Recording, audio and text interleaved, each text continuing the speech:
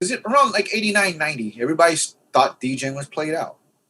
Yeah. Everybody thought, like that's where I think that's where the vacuum of like where the Pickles and the Executioners and us came, because we still, when like for us in LA, there was a station called K-Day. It was an AM station, 1580 KM, K-Day. Yeah. That's yeah. Yeah, this is pretty much like we had the K-Day Mix Masters. In some ways, we were based upon the K-Day Mix Masters. The K-Day Mix Masters was like at the time, well, it was an all-star basically. Mm-hmm. Tony G, who pretty much led it. He probably is like kind of like our father in many ways and stuff. He was a Cuban originally from New York to Miami to LA and stuff. Julio G. Julio G is another West Coast legend.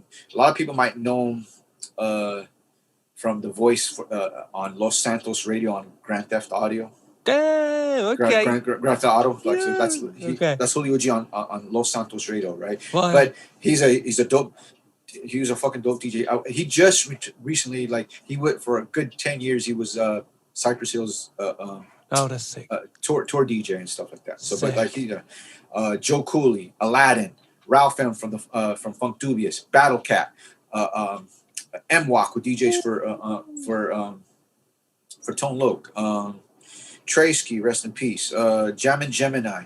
At one point, Dr. Dre, Bobcat, who's part of Uncle Jam's Army and was part LA Posse, DJ'd for L Cool J and shit, produced, like that. So we had and then before that, also Uncle Jam's Army, which is Egyptian Lover. Yeah, I mean, this is like this high pedigree going on here. Yeah, we grew up on that. Yeah, along with whatever was coming from New York and shit. K-Day was whatever.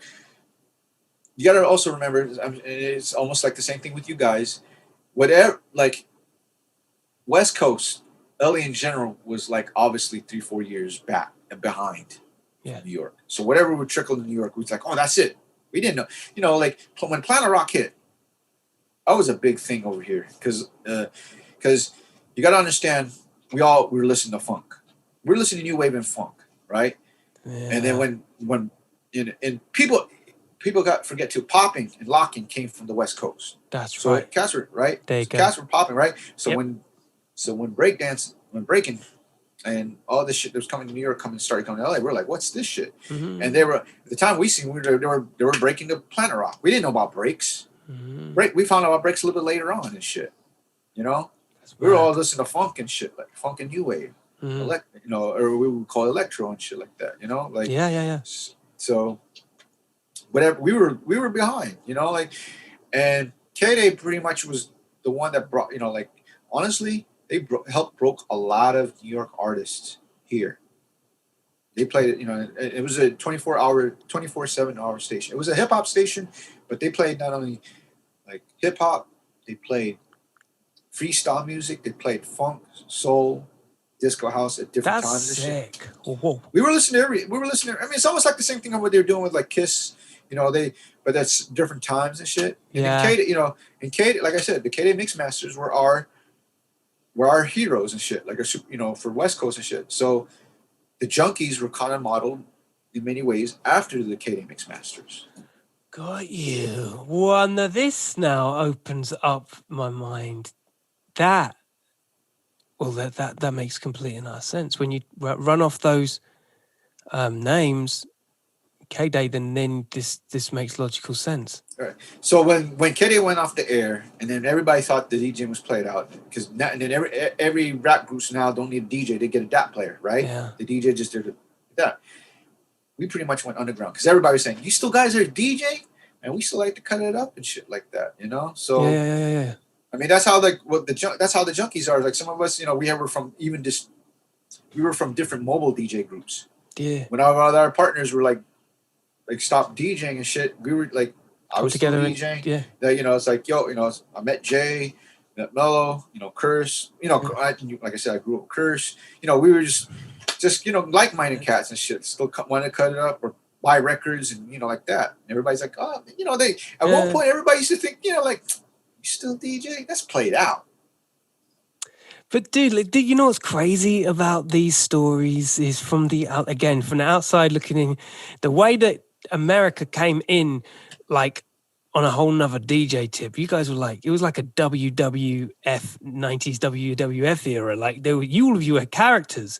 Then and not only were you, it was almost like someone had incubated you guys into like some skill set, some skilled room, where all of a sudden like you came out like, I don't know, like I mean, there was attitude. There was also videotapes flowing around, like okay, Q, like say for Q and Mike, and with the pickles and stuff. Yeah. We knew about Q.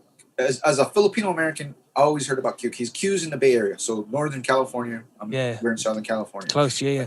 Told you, curses is like my Q-bert, so I knew about but then I would heard Q, but so I would hear tapes or seen videotapes of Q and stuff like that, right? And eventually, I heard about Mike as well. The Bay Area has a big Filipino community. There's a big like I told you about mobile DJing scene. Yeah. There's a big Filipino mobile DJing scene. The difference between it's almost the same, but the difference between the Southern California Filipino mobile DJ scene versus the Northern California, we grew up to, obviously, again, K-Day, Uncle Jam's Army. Mm-hmm. So a lot of it was through skills. Yeah. I wasn't old enough to go to Uncle Jam's Army. They used to throw big concerts at the LA Sports Arena, like big, so I heard seen pictures or like whatever, but I wasn't old enough to go to those parties, right? Right. Sure, when you go to Northern California, they had the DJs and stuff, but then they had elaborate sound systems and lighting systems, like to a point where when they do parties, each DJ would bring their own system in each corner and stuff like that. Like I had sound clash style. Yeah, basically, right? We had sound clash, we had sound systems, but it's not as elaborate as the Northern California. But the thing we do have in common is like one person would be good at putting equipment together. One person's good at doing work. One person's good mixing certain songs. I was the guy that scratch and shit like that. Yeah. Right. So and then or you had and then okay, one person has one turntable, the other person has another turntable, the other person has a speaker. We all put together, and that was like a band, like you would a formation of a band essentially. Right. Because we couldn't afford. We couldn't afford you. So, but that was I would say there's a difference, but yeah. Q. So when Q. Now this is because in terms of Filipinos, as a Filipino American in hip hop, again, going back, that hip hop is a Black Latino culture. Mm-hmm. Let's get that straight, guys. Absolutely. You can't deny that shit. If you do, you're not really love. Exactly. You don't love this culture.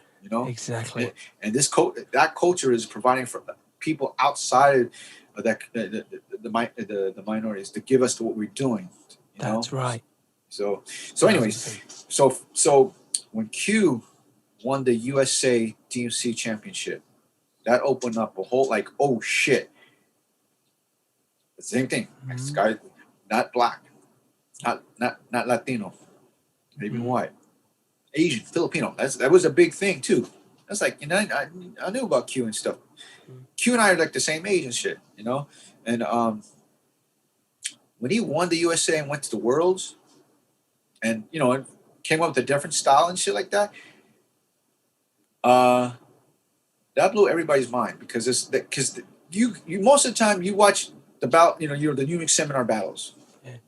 Mostly Blacks, maybe some Mexicans. Maybe you look. I mean, just recently towards the end, you had people from Europe, like Francisco Zapata from Italy, Noise from Copenhagen. Yeah, that's right. Copenhagen. I mean, you got Cutmaster Swift, but he was Black, but still UK. Then eventually Honda from Japan and shit like that. Yeah, right? Yeah. When Q won that battle, as a Filipino, because as Filipinos, we didn't have no Michael Jackson, no Michael Jordans. Okay, Our heroes were basically our parents, and then Dan Inosanto. Dan Inosanto is Bruce Lee's right hand man. If you remember Game of Death, the nunchuck scene, that's Dan Inosanto. That's really? Bruce Lee's. Okay. That's Bruce Lee's right hand man. He taught Bruce how to use nunchucks and the Cali sticks, Filipino sticks, fighting sticks. Okay. So if you're watching Enter the Dragon, he's doing those sticks. Yeah. Nunchucks. That's all Dan Inosanto taught. I'll tell them Mad. that. Okay. Pop trivia there, Right. people. Come on. There you go. Right. So that's maybe our like, and then of course Bruce Lee. In terms of Asians, Bruce Lee, of course. Yeah, hands Bruce Lee down. was, you know, Yeah. but as a Filipino, Daniel San is probably the closest hero in terms of anything like that. Then outside of that, you know, like we didn't have no heroes, right? You know, like, I mean, Nasty Ness is like one of the first OGs from Seattle. Like he's part of Nasty Mix Records, which is Sir Mix-a-Lot. Yeah, okay? for sure. So right, Yeah. but we didn't have any really heroes that we can relate to. So when Q won, that was like, oh, like yo, I can do that shit.